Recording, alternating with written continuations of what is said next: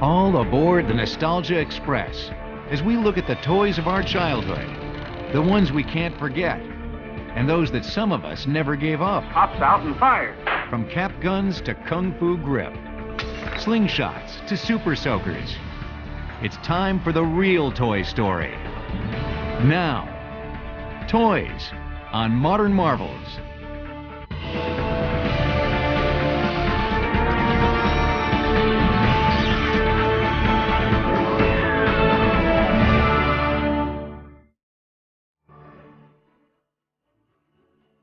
To 10-year-old boys, the holiday season is the most important time of the year.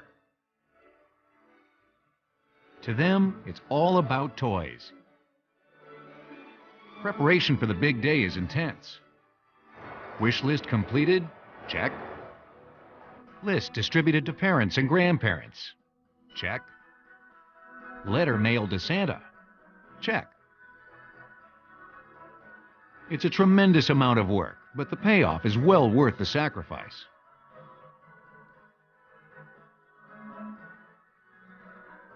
Most boys spend an inordinate amount of time daydreaming about trains and action figures. But the toys of childhood are more important than you might think. Play is really the work that children do. Through play, they learn about cooperating, fair play, they're socialized, they try on different roles as through action figures. They really become themselves in the context of and in relationship to their world. If play is the work kids do, then toys are the tools of their trade. In the year 2000, people in America spent $23 billion on such tools.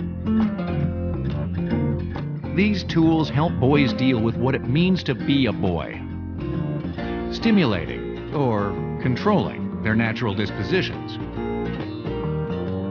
Toys are a boy's way to express his creative side, constructively release his pent-up aggression, harness his perpetual motion, and satisfy his intense curiosity. The idea of toys really probably goes back to caveman days when you get right down to it. You can picture little kids in a cave playing around with a bone or two. Maybe they had a round rock, and you know, that became the earliest form of baseball. Really, it's with the Egyptians that the recorded toy history kind of begins. Ancient Egyptian boys played with many toys still popular today. Leather or stone balls, tops, elaborate pull toys, even board games.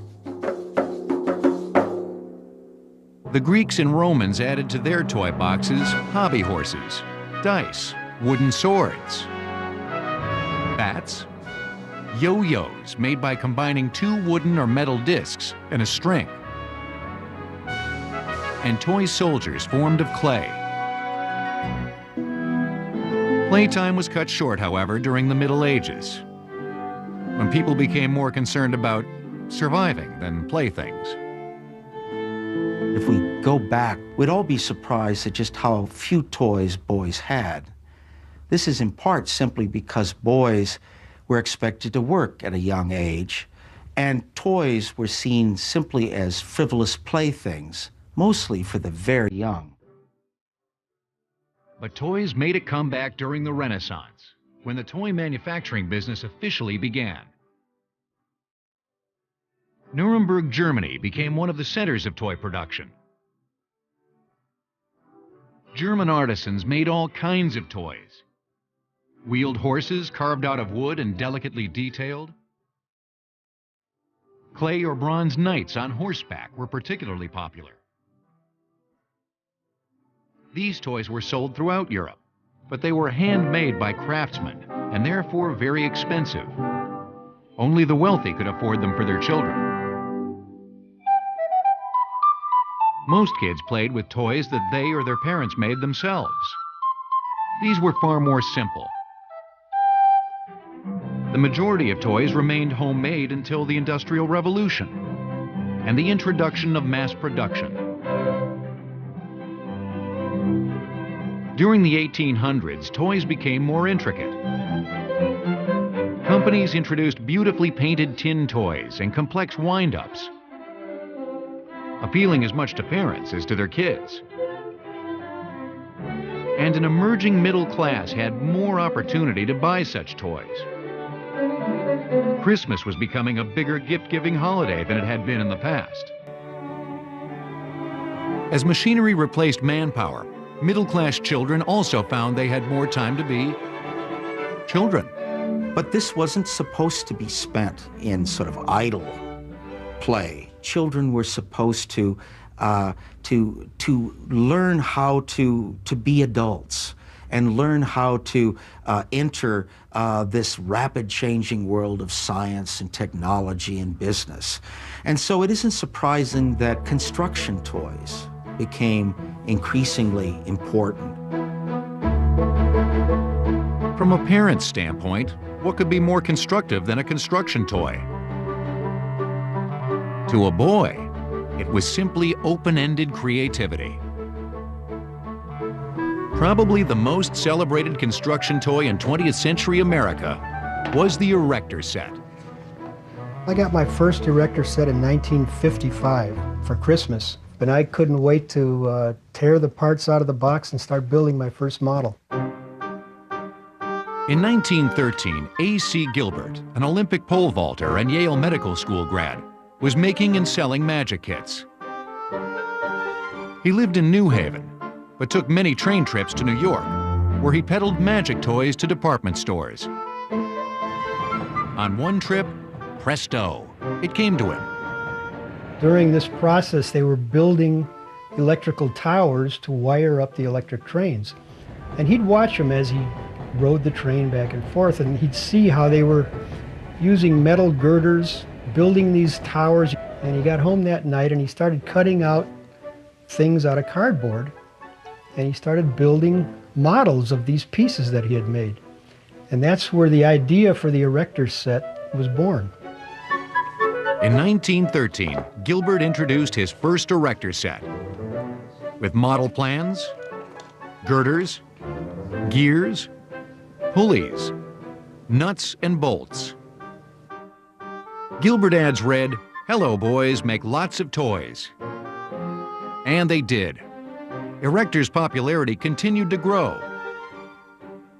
Each year, the sets seemed to get bigger and bigger. Well, in 1931, the Gilbert Company came out with a set. They called it the Climax of Erector Glory. It came in a big wooden chest that weighed 50 pounds without any parts in it. It contained every part imaginable, everything the Erector ever made. It had Zeppelin parts, it had the locomotive. A boy could build almost anything with the kit.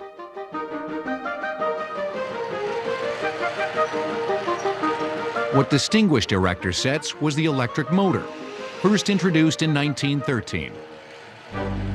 With it, kids in the 50s could build a motorized amusement park, complete with carousel, Ferris wheel, airplane ride, and the famous parachute drop.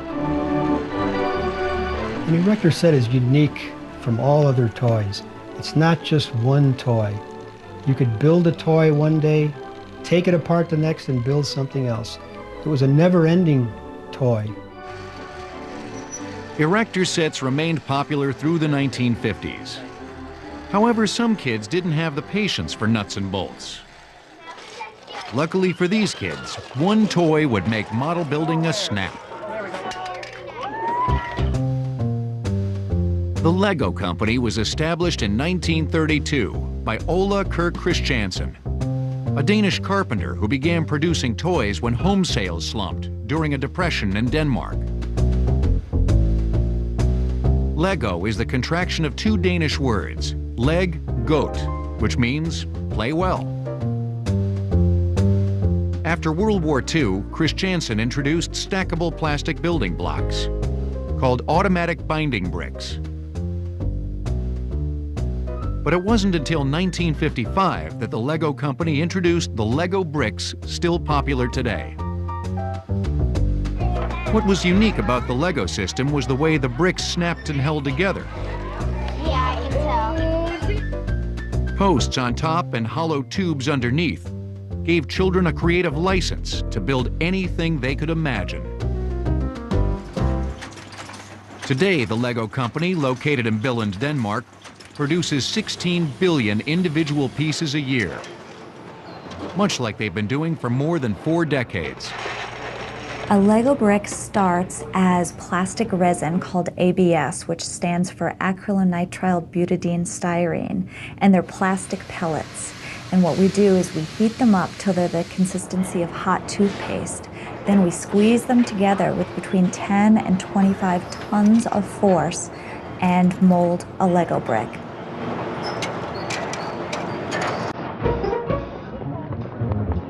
Nowhere is the potential of the Lego brick better demonstrated than Legoland Parks.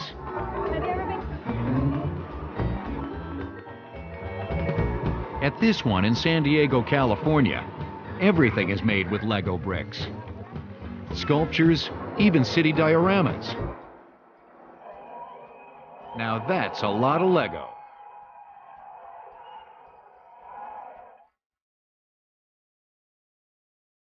A lot of parents still think of Lego bricks as the standard 2x4 bricks that we grew up with. We have so many different special, unique pieces that the kids really love. Lego sets have evolved to include motors and computer chips, buildable action heroes, even a Steven Spielberg movie set, complete with working camera and computer editing software. Of course, you can still get those familiar plastic blocks first introduced in 1955. As always, what you do with them is up to your imagination. They don't say boys will be boys for nothing. Next, 6 shooters, slingshots, and the aggressive side of boys' toys. John Lloyd Wright, son of architect Frank Lloyd Wright, invented Lincoln Logs in 1916. His inspiration came from an earthquake-resistant construction method used by his father on a hotel in Japan. Toys will return on Modern Marvels. If construction toys help boys unlock creativity, other toys are meant to diffuse pent-up energy.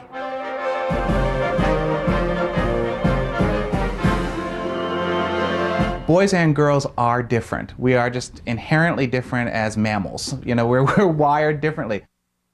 Boys tend to gravitate towards power and conflict type of play. Symbolizing ultimate power, toy weapons have always been popular with boys. In the Middle Ages, toy swords and bows were used as teaching aids. Boys mimicked what real men did, hunting and fighting. Soon enough, they would be using the real thing. Through the 1800s, however, toy weapons took on a different role. By the 20th century, no longer were they the tools that Dad used at work, unless your father happened to be Roy Rogers. And you'll always be ready for anything. Ask for Ideal's new Roy Rogers quick shooter hat. Instead, they became instruments by which boys diffused excessive and aggressive energy. Okay, Flipper, this is the end of the line.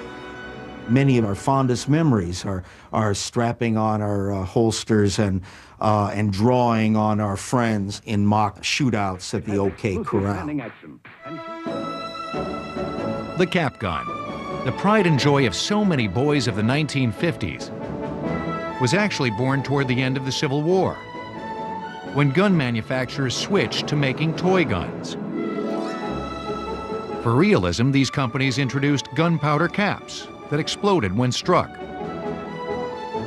This is the Buffalo Bill cap gun from the 1890s. His name is engraved here on the side, and it just fires a single shot cap. You just pull the hammer back, put your cap in the chamber there, and away she goes. Drawing on the popularity of radio, movie, and later television westerns, cap gun sales shot up in the new century. This was my absolute favorite cap gun during my cowboy and Indian days when I was about 12 years old. This thing has just the practically the exact weight of a real six-shooter, beautifully crafted.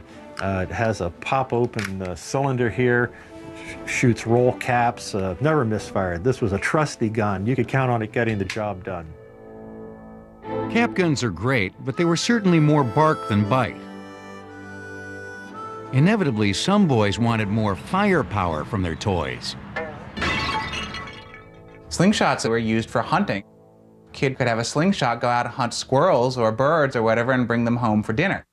Now that we've gotten into a world where the kid doesn't have to bring home a squirrel for dinner, it's become play for target practice. And then, of course, there's the slingshot of choice, which is the wrist rocket. Horse chestnuts and a wrist rocket, and you're good to go. By the early 1920s, boys fashioned slingshots out of rubber inner tubes and Y-shaped tree branches. But these were inaccurate and difficult to use. That changed with the wrist rocket slingshot introduced in 1953. Looking to beef up a slingshot powerful enough to shoot snowballs at the bullies across the street, Mark and Steve Ellenberg and their father Howard made the prototype for the first wrist rocket slingshot. We finally came up with the first wrist brace slingshot, which I'm holding in my hand now. It had, the prongs were spaced a large distance apart, so a big snowball could go through there. Our mother sewed up a special pouch. We needed something to strap it onto the wrist. The first model straps onto the wrist. And so everybody in the family contributed something, and the dog gave his little collar. He was sitting on the floor looking so interested, we figured, well, he had to participate some way in this. The wrist brace gave the slingshot stability. Later, braces were made from continuous metal rods, and the dog got his collar back. For the firing mechanism, Howard Ellenberg chose surgical latex tubing. It was super stretchy and resilient. The slingshot proved a hit around the neighborhood, and the family decided to give sales a shot. The Ellenberg brothers were only 12 and 13 when they began manufacturing and demonstrating their invention. One of their first advertising campaigns included a promotional film starring the Ellenbergs. We wanted a movie to show that this was a new and exciting slingshot that could be like archery. We were good. We could hit almost anything.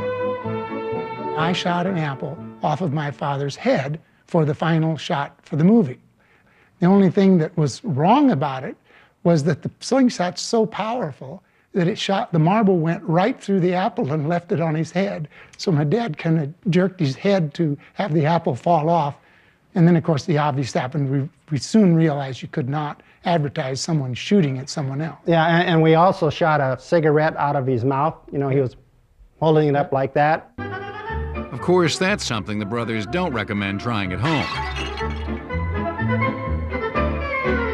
The Ellenbergs continued manufacturing and selling wrist rockets through high school and then college. Their slingshots became a worldwide phenomenon. Mark and Steve Ellenberg still produce True Mark brand slingshots today at their manufacturing plant in Boulder, Colorado. At the factory, aluminum rods are cut and bent into shape. The plastic injection molding machine spits out thousands of handles a day. The rubber, plastic, leather, and aluminum pieces come together and eventually are packaged.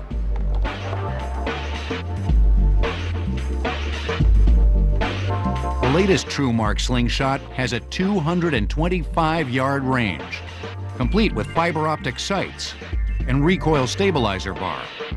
Ready, aim, fire. Ready. With this stabilizer and these sights, I've hit 57 hits in a row. And I think Mark is trailing by about 42. No, 47. Okay, all right, well, I'm still up on him. Either way, with thousands of slingshots sold each year, it seems that both brothers are right on target. Aim, fire.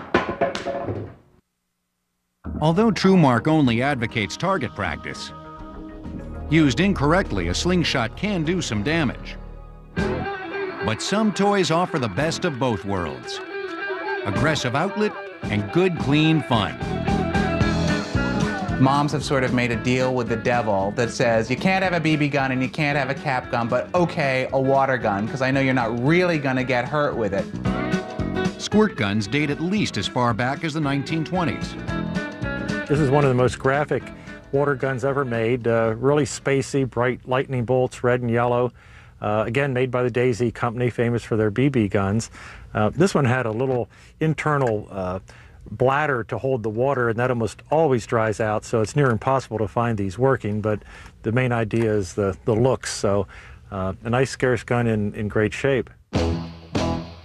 After World War II, companies began making squirt guns out of plastic. But the early ones leaked, didn't hold enough aqua ammo, and certainly didn't squirt very far. That all changed with the introduction of the Super Soaker in 1990. With a few pumps of the pressurizing mechanism, Super Soakers can shoot a torrential stream of water, halfway around the world, it seems. And did it take a rocket scientist to come up with this radically improved water weapon? Well, yes, it did. In 1982, Lonnie Johnson was working on the Galileo spacecraft at NASA's Jet Propulsion Laboratory. One of his side projects was finding a more environmentally friendly method of refrigeration, using small water jets instead of ozone-damaging Freon. And I connected these nozzles to my bathroom sink, and I was doing some tests. And as I had the high-pressure water coming through the nozzle, I shot it across the bathroom, and I looked at the stream of water, and I thought that, geez, this would make a neat water gun. It was such a powerful stream that I thought it would really be fun to play with. After tinkering in his basement, Johnson came up with a prototype. What I did was to use a pressure bottle as a pressure vessel so that all the pressure would be here and the water would flow through conduits to a valve and then from the valve to the nozzle of the gun. And the pump is here underneath the barrel. The pump pressurized air inside the water reservoir. With a pull of the trigger valve, water rushed out. Most toy manufacturers thought Johnson was all wet. It took 8 years before the Laramie Toy Company started selling Super Soakers. This is the gun that we ended up carrying into mass production. You can see the basic configuration of the gun was maintained, even the angle of the handle here. In only 2 years, the Super Soaker became the most popular summer toy in America. Some of today's Super Soakers hold 1.5 gallons of water and have a range of 50 feet. Lonnie Johnson made millions on his invention, but he didn't retire. At his company in Georgia, he's working on everything from hair care products to advanced energy systems. He's still working to make the world a better place. But to millions of kids, he's already made the world better and wetter. Next, fasten your seatbelts as we look at the wheeled wonders of toys. In 1951, Mr. Potato Head became the first toy to be advertised on television. Toys will return on Modern Marvels. Boys are naturally full of energy, bundles of perpetual motion, which might explain their fascination with anything that rolls, flies, floats, scoots, or slides. Probably since the introduction of the wheel. Kids have wanted to know, how do we get around, how do we move faster? It's just a natural, it seems to be a very natural way of playing. It's something that men don't seem to outgrow. Here at the Atlantique City Antique Show, some of the most popular booths sell classic transportation toys. Toys that would have been popular for boys of the 1870s, 80s, that period, would have been like wheeled vehicles. This one is articulated, so you're going to get the simulation that the horse is galloping.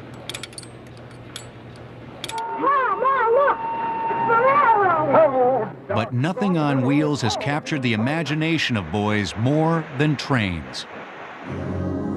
symbols of speed and power. Real steam toys appeared as early as 1870.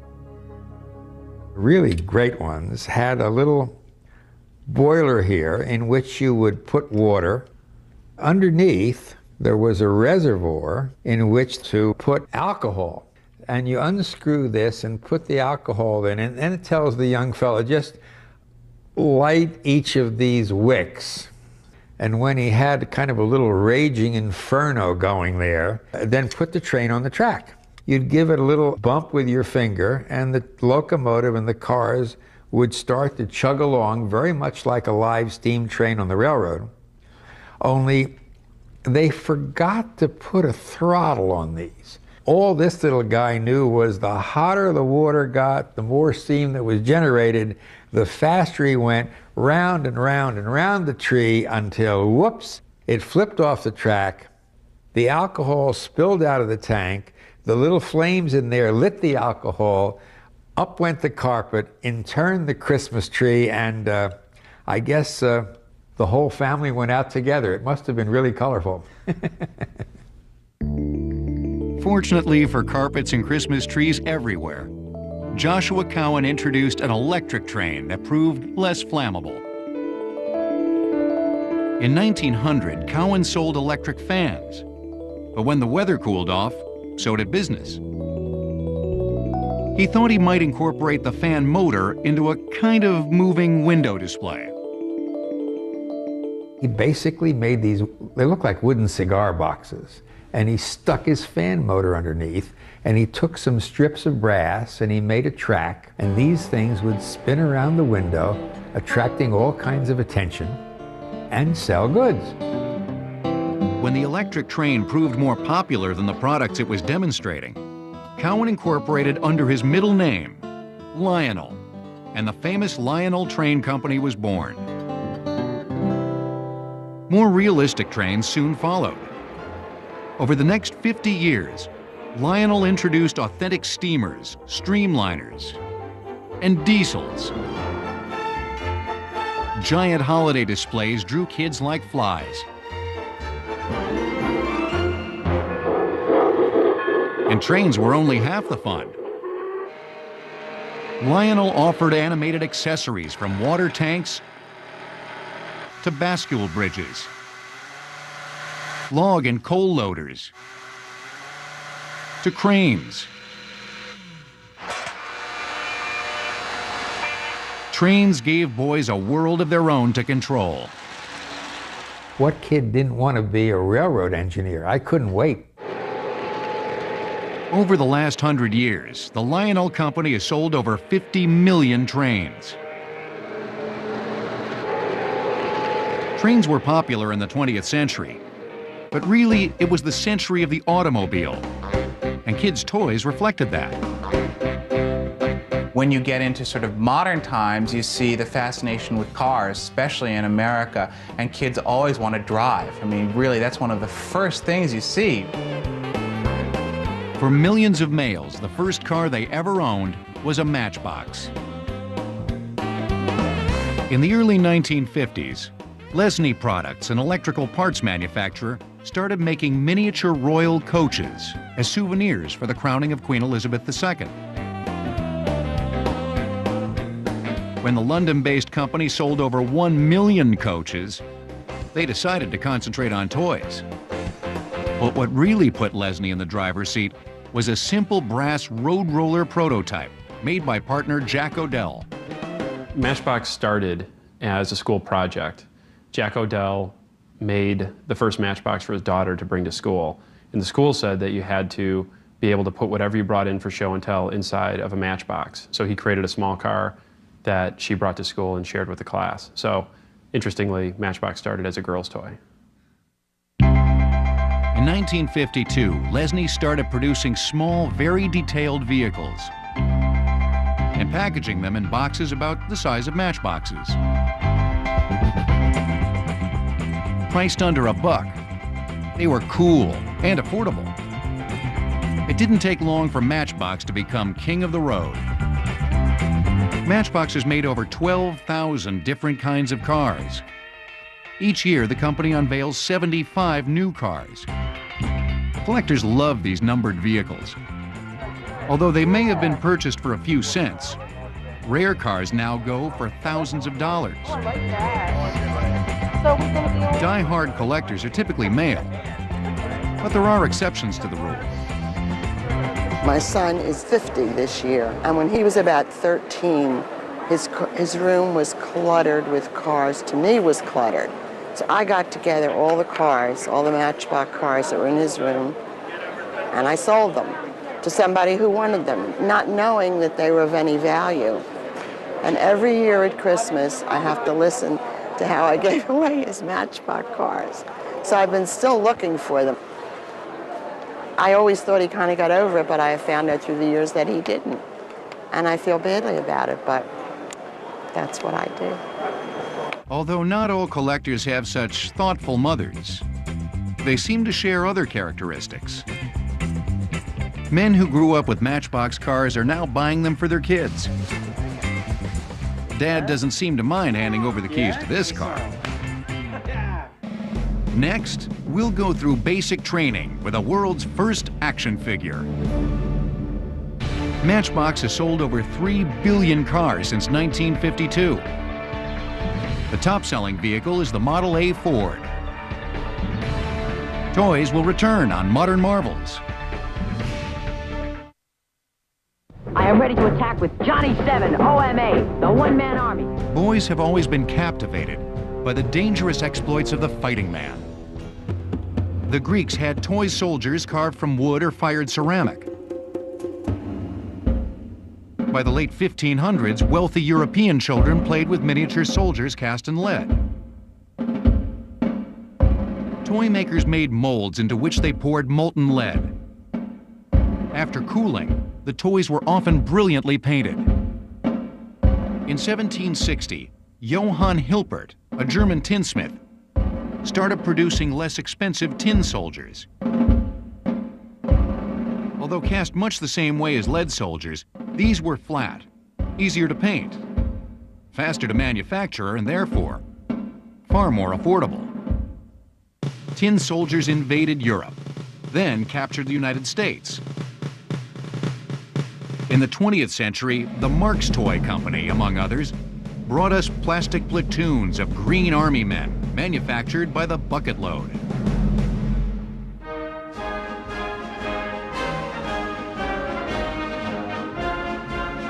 But no toy soldier caught the attention of kids like G.I. Joe, the first action figure.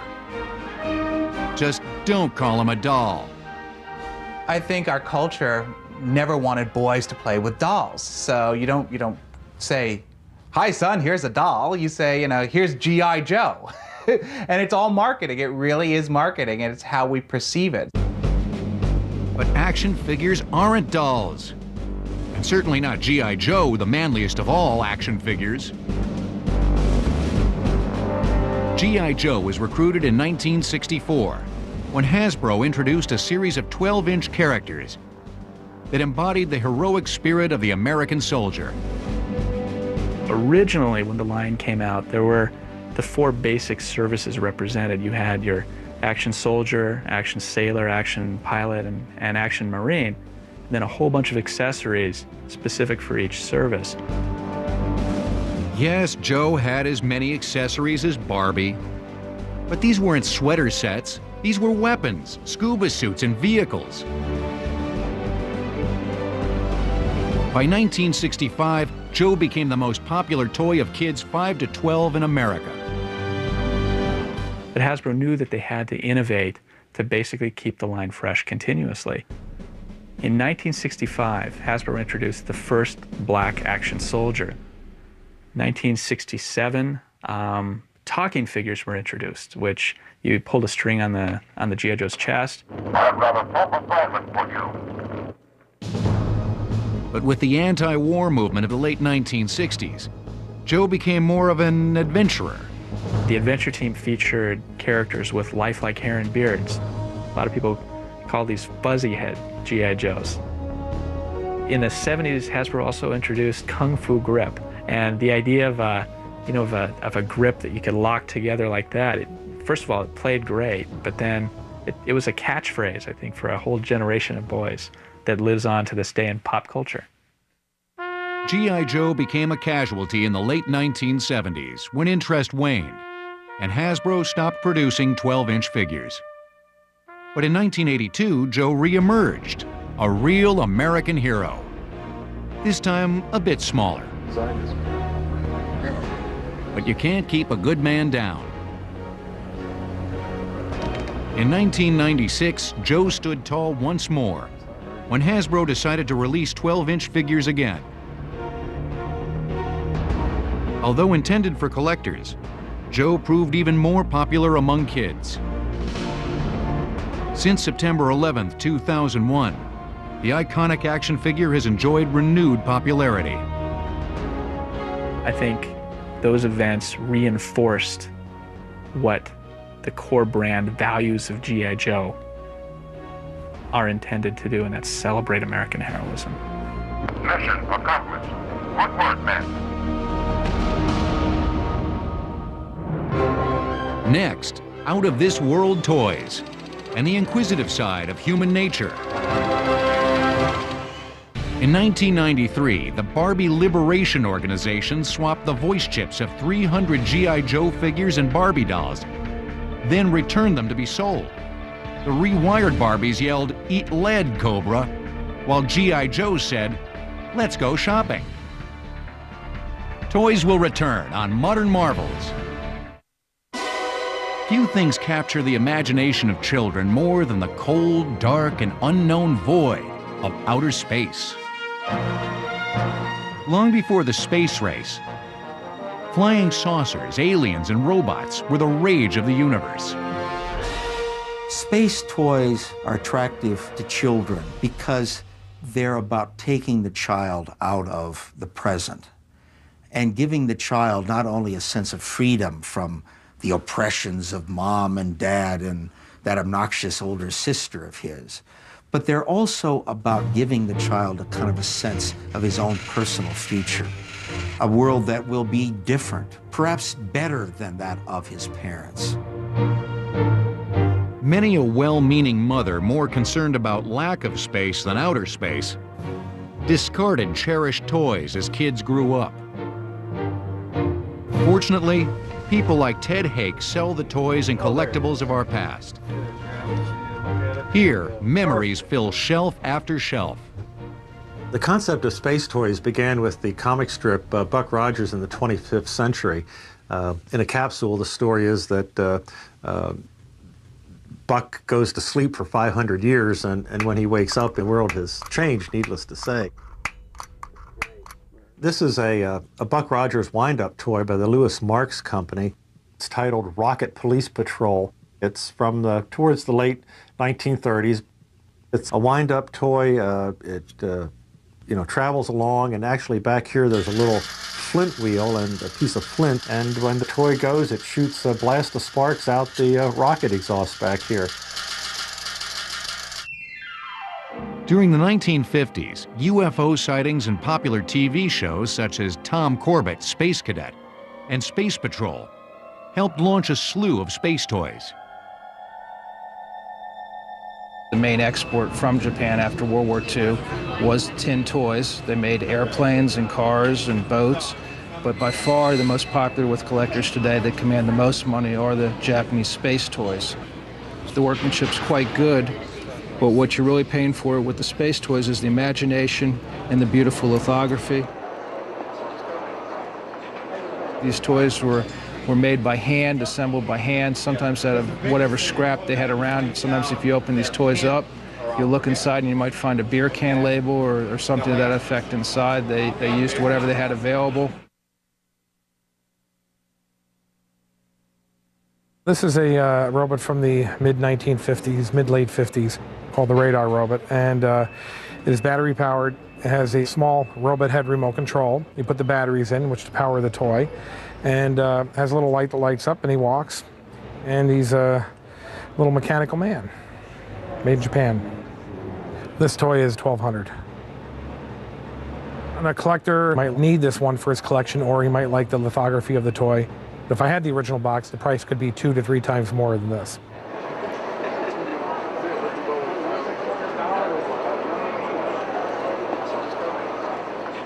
You've been looking for that I've been looking for that robot for 10 years. It's the famous radar robot. You found it here in Atlantic City. I found it in Atlantic City, my good friend.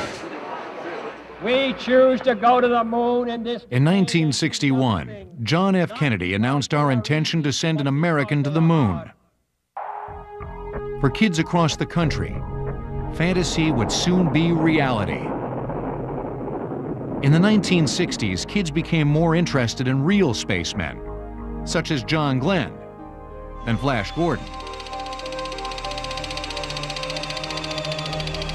And when we finally made it to the moon in 1969, that inspired, again, a whole bunch of space capsules as well as an exact replica of the lunar lander. TV shows including Lost in Space, My Favorite Martian, and Star Trek continued to inspire toys. But one movie would forever alter the galaxy of space toys.